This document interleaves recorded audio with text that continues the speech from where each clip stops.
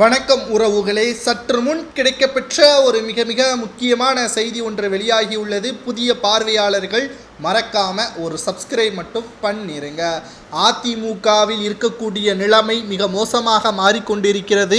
தென் மாவட்ட எம்எல்ஏக்கள் ராஜினாமா செய்து பன்னீர்செல்வத்திடம் அடைக்கலத்தை தேட உள்ளார்கள். கூவத்தூரில் நடைபெற்ற எம்எல்ஏக்கள் கூட்டத்தின் பொழுது யாரெல்லாம் எவ்வளவு பணம் வாங்கினார்கள், அது சசிகலா அவர்களுக்கு தெரிந்ததா அல்லது சசிகலா அவர்கள் யாரை நம்பி முதல்வர் பதவியே எடப்பாடி பழனிசாமி அவர்களுக்கு கொடுத்தார் என்பதை தற்பொழுது எம்எல்ஏக்கள் அனைவரும் ஒவ்வொருவரும் வாக்குமூலமாக தற்பொழுது விமர்சனம் செய்யும் அளவிற்கு அதிமுகவின் நிலைமை உருவாகிவிட்டது.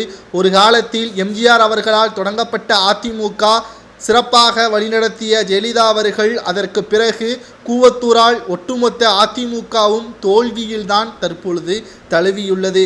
பன்னீர்செல்வம் அவர்களாவது அதிமுகவின் தலைமை பொறுப்பை ஏற்றிருந்தால் நிச்சயமாக இந்த நிலைமைக்கு வந்திருக்காது. 2021 சட்டமன்ற தேர்தலிலும் 3வது முறையாக வெற்றியடைந்திருக்கலாம். அதாவது 3.1% வித்தியாசத்தில்தான் அதிமுக அப்போது தோற்கடிக்கப்பட்டது, ஒற்றுமையாக இருந்த அதிமுகவால்.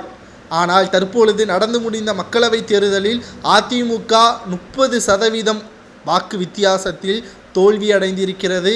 இதற்கு மிக முக்கியமான காரணமே அதிமுக ஒற்றுமை இல்லாததும், அனைத்திந்திய அண்ணா திராவிட முன்னேற்ற கழகத்தில் இருக்கக்கூடிய பண மோகத்தால் இருக்கக்கூடிய நிர்வாகிகளும் எம்பிக்களும் தற்பொழுது செயலாற்றிய பொதுமக்களுக்கும் நிர்வாகிகளாக இருக்கக்கூடிய அதிமுகவின் பினாமியாக செயல்படக்கூடிய நபர்களும் தொண்டர்களை அவமானம் செய்ததுதான் தற்பொழுது தோல்விக்கு வழிவகுத்ததாக எம்எல்ஏக்கள், தென் மாவட்ட எம்எல்ஏக்கள் பன்னீர்செல்வத்திடம் அடைக்கலத்தை தேடியுள்ளார்கள்.